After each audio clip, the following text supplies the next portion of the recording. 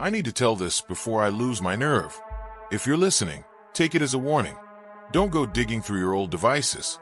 Don't be curious, because that curiosity is what ruined my life. I only meant to kill a few minutes of nostalgia. An old laptop, dusty and half-broken, had been sitting in the back of my closet for years. I figured I'd boot it up, scroll through some old photos, maybe laugh at the embarrassing playlists I used to make. Nothing more. But the first thing I saw wasn't a song or a photo. It was a video. A file just sitting on the desktop. Timestamped 3 years after I'd stopped using the laptop. That didn't make sense. The hard drive should have been dead, and I was sure I hadn't touched it since college. But there it was, a video file with my name on it. I double-clicked it without thinking. The screen flickered, and then the video started playing. My room appeared, lit dimly by the glow of a bedside lamp. At first, I thought it was some old webcam test. The camera was aimed at my bed. Nothing moved. I almost closed it until I saw myself. I was lying there, sleeping. I don't mean it looked like me. I mean it was me. Same blanket I still own. Same scar on my wrist from when I cut myself on broken glass years ago. Same stupid way I bury my face into the pillow. I stared at the footage, frozen. It was like watching a stranger live my life. My mind scrambled for explanations. Did I record this once and forget? Did someone copy my files? Was it a prank? But then I noticed something else, something that froze the air in my lungs. The timestamp. The file was created on a night I distinctly remembered. That night, I'd been out of town. The bed should have been empty. I shouldn't have been there. And just as I was about to slam the laptop shut, the figure on the screen, the sleeping version of me, shifted slightly.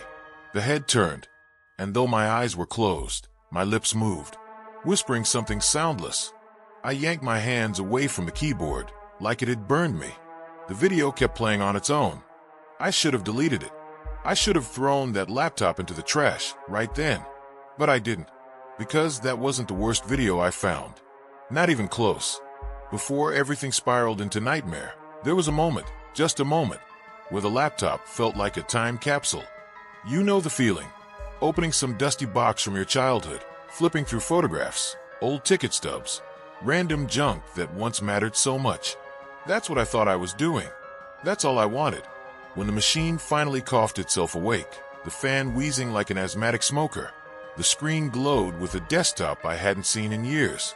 The wallpaper was still the same, me and my college roommate grinning like idiots in front of a convenience store, holding up energy drinks like trophies. I'd forgotten how thin I looked back then, how tired we both always were. Exams, caffeine, late nights pretending we were invincible. Folders cluttered every corner of the screen. Projects, music stuff, random memes. My organization skills hadn't improved since those days. I opened a folder labeled Photos 2014 and was greeted by hundreds of blurry snapshots. Me and friends crammed into dorm rooms, selfies where half our faces were cut off. Dumb jokes scribbled on whiteboards. I laughed out loud at one. Me holding a plastic sword, wearing sunglasses indoors, looking like the biggest idiot alive. For a while, it was comforting, like stepping back into a world before bills, before loneliness, before the creeping sense that life was already slipping away from me. There was even a folder called Passwords, just a text file filled with nonsense phrases I thought were clever at the time. Pasta King 42. I hate Mondays 99. Half of them probably still worked on old accounts. I scrolled through music playlists next, ancient relics of my questionable taste. Pop punk, horrorcore rap, an embarrassing amount of anime openings. My chest tightened with something bittersweet. These little digital fossils were proof I'd once been lighter, happier. I almost forgot about the strange video I'd stumbled across. Almost. But even then, something felt wrong. A creeping shadow behind all the laughter. I noticed a handful of files with modified dates long after I'd abandoned the laptop. Not just the one on my desktop, others, buried deep in folders I didn't remember creating. That didn't fit the nostalgia. Nostalgia is supposed to be dusty, untouched. This felt alive. Still, I kept digging, because I wanted the comfort more than I wanted answers. I opened old chat logs. Half the messages were dumb arguments about video games. Inside jokes I couldn't even remember the punchline to. I lingered on a few saved notes from someone I used to talk to every night. Sweet messages, late-night encouragements. She told me I was funny. She told me I was worth something. I stared at her words for a long time, like maybe staring hard enough would bring her back. The longer I sat there, the more I slipped into that old skin, the person I used to be. Maybe that's why I ignored the fans' high-pitched whine, the strange way the cursor twitched once or twice without me touching the trackpad. Maybe that's why I brushed off the goosebumps crawling up my arms when the screen dimmed for just a second, then flared back brighter. I told myself it was just an old machine on its last legs. I wanted to believe that, but nostalgia is fragile. It only takes one crack to shatter it. And for me, that crack appeared when I stumbled into a folder I'd never made. Something that shouldn't have been there. Something waiting, as though it had been expecting me to come back. And that was when the comfort ended. The folder's name was nothing special. Just System Backup 1. Bland, forgettable. Exactly the kind of thing you'd skim past without a second thought. But I knew my habits, and I knew my laziness. I never made backups. Ever. If something crashed, I let it die. So why was there a folder pretending to be one? The date it was last modified caught my eye. 2022. Years after I'd shoved the laptop into storage. I hovered the cursor over it, pulse thudding in my throat, before double-clicking. Inside were dozens of video files, each one named in the same way. vid_01.avi, vid_02.avi, and so on. No descriptive titles, no context. Just a series that stretched on for pages. I opened the first. The footage was grainy, low resolution, filmed from the laptop's built-in webcam. It showed my bedroom, the exact room I was sitting in now. Only the posters on the wall were older, and the furniture was arranged differently. At first, the screen was empty, just my bed under dim light. Then, after maybe 30 seconds, I saw myself. I was lying in bed, blankets pulled up to my chin, breathing slow and steady, asleep. I leaned closer to the screen, trying to remember filming this. Did I ever set up the webcam as a joke? Did a roommate mess with me years ago? The explanation should have been easy, but the more I watched, the less it made sense. The timestamp on the file placed it on a night I knew I hadn't been home. I checked my phone calendar to be sure. That was the weekend I had visited family 2 states away. I remembered the road trip, the greasy diner food, the hours of traffic. I hadn't been anywhere near this room. So how was I lying there in my own bed, while supposedly hundreds of miles away? I closed the file with shaking hands and opened another. Same angle, same room, different night, and again me asleep. Sometimes the footage would last only a few minutes, sometimes nearly an hour, but always the same, me breathing softly, occasionally rolling over. By the 5th video, my unease had curdled into dread, because in that one, I wasn't alone. At the 40-second mark, a shadow stretched across the wall, though no one entered frame. It was tall, humanoid, but wrong somehow. The head too narrow, the arms too long. The figure never stepped into view, but it lingered there in the periphery, watching. My sleeping self shifted under the blankets, as if aware of it. I slammed the spacebar to pause. My reflection in the screen stared back at me, pale and wide-eyed, like I just glimpsed something I was never supposed to see. The rational part of my brain scrambled for excuses. Maybe this was some kind of old ARG I'd forgotten downloading. Maybe my roommate had staged creepy videos for fun. Maybe, but I couldn't finish the thought. Because I didn't have a roommate back then. I clicked through more files, desperate for answers. The pattern repeated. Nights of me sleeping, sometimes alone, sometimes with that shadow hovering at the edge. The later the timestamps grew, the stranger the footage became. In one, my eyes snapped open mid-sleep, staring directly into the webcam. I didn't blink. I didn't move. I just stared for the entire 30-minute video, like something was puppeting me. I whispered out loud to myself, "This has to be fake. This has to be fake." But even as the words left my mouth, I knew they were hollow. The worst part wasn't even the footage itself. It was the creeping realization that someone, or something, had been recording me all those years, without my knowledge. That my own laptop had betrayed me. That every vulnerable second I thought I'd spent safe in sleep had been observed, archived, and hidden away. I wanted to close the folder, delete everything, pretend it never happened. But curiosity had me by the throat. I couldn't stop, because buried in that endless lineup of videos, I felt certain there was something worse waiting. Something I needed to see, even if it broke me. So I kept clicking, deeper and deeper, chasing the horror like a moth chasing flame. And in doing so, I walked straight into the nightmare. I told myself I'd stop after one more. That's always how it starts, right? Just one more video, just one more peek into the darkness. But the deeper I went into that cursed folder, the less control I had over my own decisions. It wasn't curiosity anymore, it was compulsion. Like the laptop itself was daring me to keep going. The early videos were disturbing enough. Me sleeping, twitching, rolling around, sometimes muttering things under my breath that I couldn't make out. But then the content changed. Subtle at first, almost unnoticeable. In one file, the camera angle was slightly different. The laptop had been moved closer to my bed, tilted upward, so that my face filled most of the frame. My mouth hung open, drool shining at the corner. My eyes flickered beneath my lids like I was trapped in some violent dream. Then, just for a second, my eyes snapped open. They were wide, unblinking, pupils blown huge in the darkness. I stared straight into the camera. Then, like a switch, I shut them again, as though nothing had happened. The next file was worse. This time, I didn't just lie there. I sat up in bed, movement stiff and jerky, my neck craning like it wasn't my own body moving it. I turned to face the webcam, head tilting one way, then the other, like an animal sniffing at prey. My mouth moved, shaping words without sound. Then I slowly raised a finger and pointed directly at the camera. At me. At whoever was watching. I remember whispering to myself, "That's not me. That can't be me."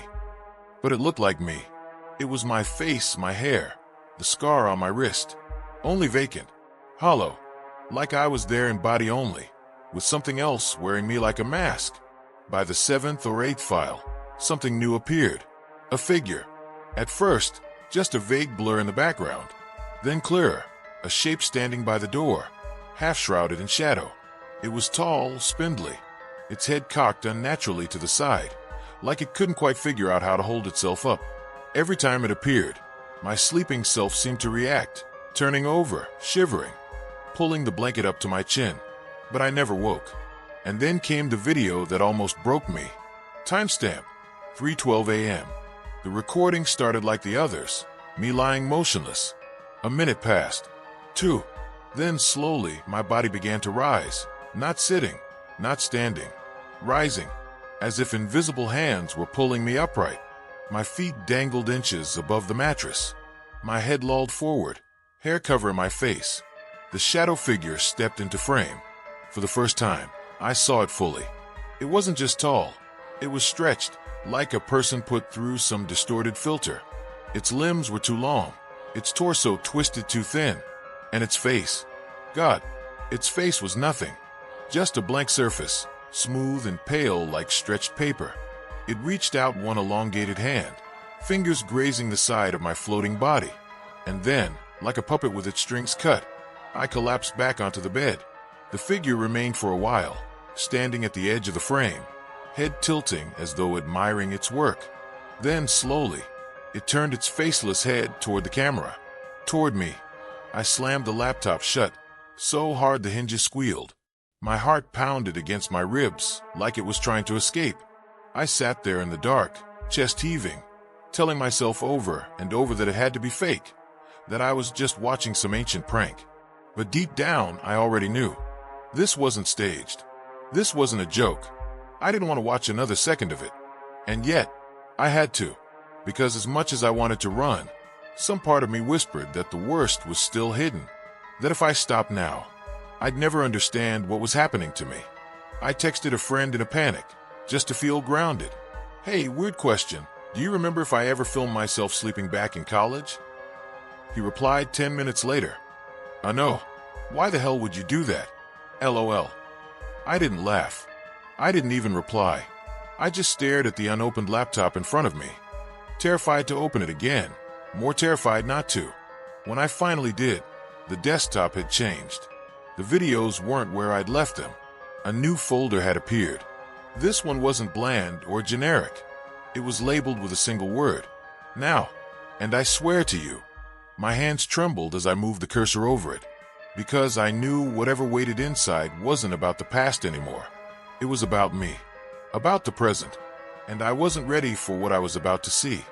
When I opened the folder labeled "Now," I expected another set of videos, more late-night horrors of my body moving like a puppet, or that faceless thing lurking in the corner.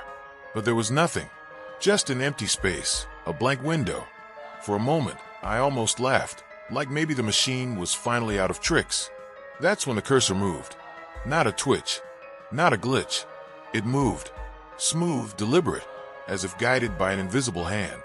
My own hand was clenched into a fist, nowhere near the trackpad. I froze and just watched as the cursor glided across the screen, hovered for a second, then double-clicked on the desktop. A new video appeared. It hadn't been there before. The file opened automatically. My heart nearly gave out when I saw what it contained. It was me. Not years ago, not some old recording. Me right then, in real time, sitting at my desk, staring wide-eyed into the screen. The video mirrored me perfectly, every twitch, every shallow breath. Except there was a delay, a slight lag, just a fraction of a second, like reality itself was buffering. I snapped the laptop shut, sat there in the dark, shaking. When I cracked it open again, the screen didn't return to the desktop. Instead, lines of text filled the screen, typed out letter by letter as though someone were pounding keys I couldn't see. "Do not look away." I slammed it shut again. This time I left it. I told myself I was done. But the thing wouldn't let me go. Not that night, not any night after. The next morning, the laptop was waiting for me. Powered on, screen glowing, fan humming softly. And there, sitting in the middle of the desktop, was another new file, watchme.avi. I didn't touch it. I didn't even move. But the file opened on its own. The footage showed me again, sleeping. Only this time, the date on the timestamp was last night, hours ago. While I was asleep down the hall, my blood went cold. The details in the room matched perfectly. Same blanket, same crooked stack of books on the nightstand, even the shirt I'd worn to bed. But there was a difference. In the recording, I rolled onto my back, eyes still shut. The blanket slid down, and my face came fully into view. Slowly, my mouth opened. A hoarse whisper hissed out, though the microphone barely caught it. The words were distorted, but after replaying it again and again, I could just make them out. "We're recording now." I snapped the lid shut and shoved the laptop under my bed like a guilty secret. But it didn't matter. That night, when I tried to sleep, the glow of the screen seeped from under the bed. I knew it was on. I knew it was watching. Days blurred. I stopped eating. I barely slept. Every time I tried to turn the laptop off, it powered back on. Once, I unplugged it, even yanked the battery out. 10 minutes later, the screen lit up again. No power, no cord. Just humming quietly in the dark. The videos started piling up. Dozens of them, appearing faster than I could delete them. Every single one was of me. Sometimes sleeping. Sometimes sitting at the desk, staring into the webcam, though I swore I hadn't been there. Once, one showed me standing in the middle of the room, head tilted, mouth hanging open like a corpse. It wasn't just showing me the past anymore. It was showing me things I hadn't done, things I hadn't lived through yet. One night, as I sat clutching my knees on the floor, I heard the faint tick of keys. Not mine, the laptop's. When I dared to look, words had typed themselves across the notepad window. "You should not have looked." I wanted to scream, to throw it against the wall, to smash it to pieces. But a part of me was terrified that destroying it would only make things worse. That whatever lived inside it wasn't bound by plastic or metal, that it would just move on to something else. To me, the final straw came when I opened one of the newest videos. It showed me asleep again, blanket up to my chin. But this time, halfway through, I opened my eyes and sat up. I turned toward the camera, and without hesitation, I spoke in a flat, unnatural voice. "Tomorrow." Then I reached forward, on the video, not in real life, and covered the webcam with my hand. The screen went black, and when it lit up again, There was a fresh line of text waiting for me. Are you ready? I couldn't keep it to myself anymore. The laptop was rotting me from the inside out. Every night I swore I heard the faint whir of the fan even when it wasn't in the room. Every reflective surface seemed to hold my face a second too long. I needed someone else to see it. Someone to tell me I wasn't insane. So I called my friend Marcus. He's the practical one. The guy who fixes cars and builds furniture and rolls his eyes at ghost stories. If anyone could debunk this, it'd be him. When he came over, I barely let him take his shoes off before shoving the laptop into his hands. Just watch. Tell me I'm not losing it. He gave me this look, half concerned, half annoyed, but sat down at the desk. I opened one of the safer files, just me sleeping. At first, Marcus laughed. Dude, you recorded yourself snoring? That's hilarious. Look at the date. I snapped. He leaned closer, squinting. His smile faded. Wait, this says 2022. Didn't you stop using this thing, like years ago? Exactly. My voice cracked, and it hasn't been turned on since. He shifted uncomfortably, clicked to the next file. The shadow appeared at the edge of the frame, long and wrong, hovering by the door. Marcus froze. Okay, that's some video editing trick. You found this online, right? You think I made this? Hey, I'm just saying, there's no way this is real. But his voice didn't carry the conviction it usually did. He clicked one more file. That's when all the air seemed to leave the room. The footage opened on another night. Me in bed again, face half buried in the pillow. A few minutes passed, nothing unusual. Then someone stepped into frame. It wasn't the faceless figure. It wasn't some shadow blur. It was Marcus. He was standing over my bed, staring down at me with this blank expression. Not moving, not blinking, just looming there like a statue. Marcus pushed back from the desk, so fast the chair screeched against the floor. Nope, that's not me. His face had gone pale, a thin sheen of sweat forming at his hairline. It's you, I whispered. You're right there. Look at your shirt. It's the one you're wearing right now. He shook his head violently. I've never listened, I swear to you. I've never been in this room at night. Never. That's not me. But it was him. The same crooked nose, the scar on his chin from when we were kids. The video showed details too precise to fake. Marcus backed toward the door like the laptop might bite him. Whatever this is, you need to get rid of it. Smash it, burn it, bury it. I don't care. But don't call me about it again. I don't want to see this. And then he left. Just like that. I sat there shaking, staring at the frozen frame of Marcus, watching me sleep. The room felt colder, emptier, like his absence had left a vacuum. For the first time, I realized this wasn't just about me. The laptop had pulled him in two, twisted him into its nightmare. And if it could do that, what else was it capable of? How many others had it already captured, hiding their likenesses in those endless files? I should have been relieved, right? Someone else had seen it, proof that I wasn't imagining things. But all it did was deepen the terror. Because if Marcus wasn't lying, and I believe he wasn't, then that meant something else was wearing his face. And if it could wear his, what was stopping it from wearing mine? After Marcus left, I tried to convince myself that was the end of it. That without someone else to validate the horror, it couldn't spread. But I was wrong. That was when the messages began. At first, they were just text files scattered across the desktop. Names like note1.txt or systemlog2.txt. I assumed they were junk, remnants of corrupted software. But when I opened one, I froze. Hello. That was it. One word. No formatting, no timestamp. Just a greeting, waiting for me like a smile with too many teeth. Another file appeared seconds later. This one read, "Why did you stop watching?" My throat went dry. I hadn't touched the keyboard. The folder was closed. The videos were minimized. And yet, the laptop was speaking to me. I told myself not to look, not to feed it. But more files kept popping up, multiplying across the screen faster than I could delete them. Each one contained a single line. "We see you. We remember you. We were there." I pulled the plug. The screen went black. For a moment, I thought it was over. Then the fan kicked back on, and the glow returned. A new message filled the screen automatically. White text on black background, typed letter by letter as though invisible fingers were pressing the keys. Stop running. That night, I didn't sleep. I sat curled in the corner of the room, the laptop shut, but still humming, still alive. Every so often, I thought I heard faint clicking, like keys being pressed inside its closed body. The next day, I found another file waiting for me. I don't know how, but it was different. Personal. It said, "You lied about the glass." My stomach turned. That wasn't random.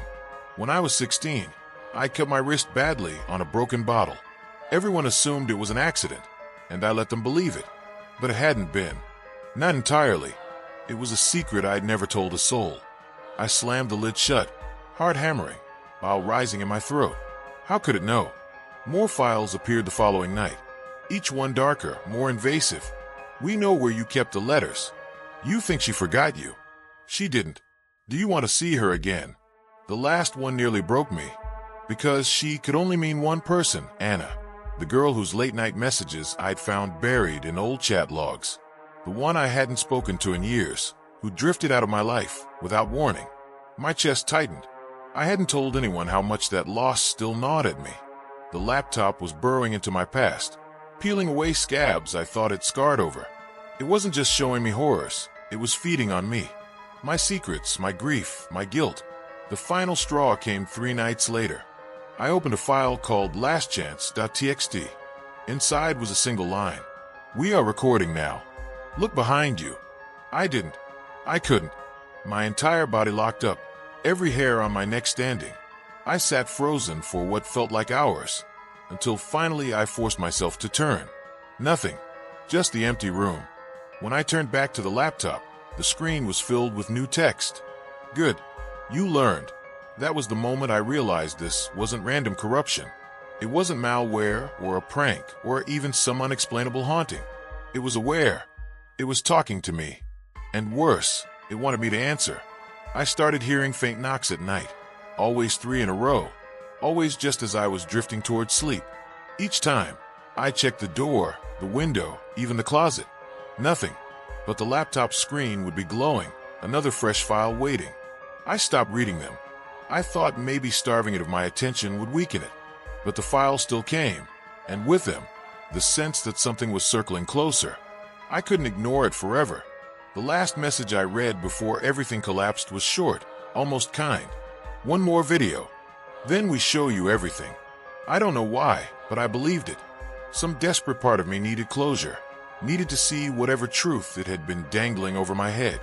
I wish I hadn't, because the final video wasn't a recording of the past. It was a prophecy. The file appeared at midnight. Of course it did. Its name was simple, final.avi. No numbers, no clutter, no tricks. Just that one word, sitting in the middle of the desktop, like it had been waiting for me all along. I stared at it for an hour, maybe longer.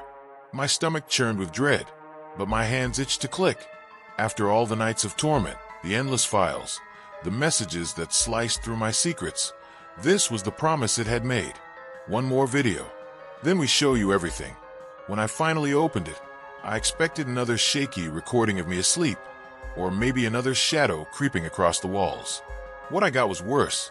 The video started in my room, but not as it was now. Everything was decayed, broken. The walls were rotted through, black mold creeping like veins. My bed frame was snapped in half, my blanket shredded. The air in the video seemed thick, heavy, as if it were underwater. And there I was, sitting on the ruined bed, older, gaunt. My skin hung loose. My eyes were ringed with purple shadows. It was me, but hollowed out. A husk. The future. My double leaned toward the camera. His voice rasped, distorted by static, but I could still make out the words. "You never should have stayed." The camera panned suddenly, swinging toward the door. It creaked open, and something entered. At first, I thought it was the faceless figure again, but no. This one had a face. It was mine. Not the husk on the bed. Not the me watching from behind the screen. A third version. Perfect, alive, sharp-eyed. It walked into frame with slow, steady steps, as if it owned the place. My doppelganger stared at the camera, and a smile stretched across its lips. "Recording. It whispered. The screen flickered. For a second, I saw my own reflection in the laptop screen, layered over the video. My reflection smiled, but I didn't. I slammed the lid shut.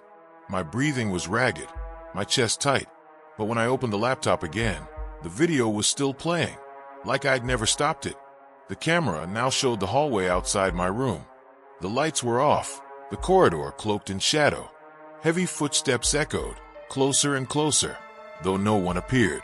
Finally, the camera turned back into the room, and there I was again, this time lying in bed, asleep, in the present. It was live. I felt bile rise in my throat. I wasn't asleep. I was wide awake, staring at the screen, but the video showed me unconscious, vulnerable. My chest rose and fell in steady rhythm. The camera zoomed in, inching closer to my face. I could hear my own breathing through the speakers. Then, slowly, my sleeping self opened his eyes, straight at the camera, straight at me. His mouth opened wide, unnaturally wide, the skin stretching until it looked ready to split. From that gaping maw came a sound, not speech, but static, a deafening roar of pure distortion. So loud I ripped the headphones off. But even without them, I could still hear it, echoing in the room, vibrating in my bones. The future husk me on the bed whispered again, barely audible through the storm. You should have let it end. The screen cracked. I don't mean a digital glitch. The actual glass of the laptop splintered, a spiderweb of fractures racing across the display. But the video didn't stop. Through the cracks, I saw the camera pan one last time, pointing directly at my desk. At me. Not in the video. In real life. I couldn't move. My throat locked. My limbs refused to obey. The speakers hissed with that awful static until suddenly silence. The screen went black. I exhaled, shaky, trembling, and reached out with one trembling finger to close it for good. But before I could, white text bled across the black screen. Now it's your turn. And the webcam light flicked on. I screamed and threw the laptop across the room. It hit the wall and fell to the floor with a sickening crack. The screen went dark, the light died. For the first time in weeks, there was silence. I didn't sleep that night, or the next. Days blurred, and I kept telling myself it was over, that destroying the laptop had severed whatever tether it had to me. But deep down, I knew better, because the video hadn't just been a glimpse of the past or the present. It was a promise, a map of where I was headed. And every time I close my eyes, I see that version of me again, the husk, the hollow shell, whispering the same words on repeat. You never should have stayed. And worse, sometimes I catch myself smiling at my reflection in the window. Not me smiling, the other me, the one who walked into the room, alive and sharp-eyed, the one who whispered, recording. I don't know how much longer I can fight it. Maybe I already lost.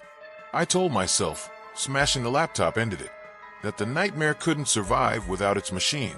For a few days, I almost believed it. No files, no whispers, no glowing light under my door. I breathed again, ate again, pretended I could go back to being normal. But then the static followed me. It started faint, like an old TV left on somewhere in the house. A low hum in the walls, in the pipes, in the silence between heartbeats. I tore apart my room looking for the source, but there was nothing. Just me, shaking, surrounded by the sound. The first new file appeared on my phone, a simple .mp4 in the gallery. I hadn't downloaded it, hadn't filmed it, but there it was. I opened it with trembling hands, already knowing what I'd see. Me, sleeping. Only this time, the footage wasn't from the laptop's camera. It was from my phone, and the timestamp matched that very night. I deleted it instantly, heart pounding, but another appeared seconds later. Then another. By morning, my gallery was filled with them, dozens of me, sleeping from angles I couldn't explain. The cycle had moved on. I stopped using my phone, but it didn't matter. The files found me elsewhere, on my work computer, my email drafts, even a friend's tablet after I borrowed it to check something. Each one with the same sickening message beneath the surface. You can't escape. We are still recording.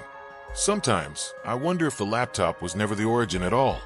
Maybe it was just the first doorway. Maybe breaking it only forced whatever was inside to spread wider, seep deeper.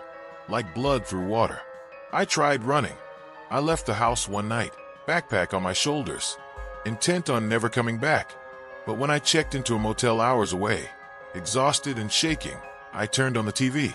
Static. And when the screen resolved, it wasn't a channel at all. It was me, walking into the room moments earlier, captured from a corner angle that shouldn't exist. That was the moment I stopped kidding myself. This isn't about the laptop, or the files, or even the recordings. It's about me. And now, I think it always has been. Because sometimes, when I wake up, I'm not sure which version I am. Am I the one on the bed, breathing shallow, waiting to be recorded? Or am I the one behind the camera, watching, recording, smiling? The worst part is, I don't even fight it anymore. Not really. The cycle is too tight, too perfect. Maybe it was never meant to be broken. Maybe I was always supposed to end up like the husk version of me in that video. Empty, resigned, just waiting for the next cycle to claim someone else. So if you're hearing this, if you're watching this, don't think you're safe, because it's just a story. That's how it starts.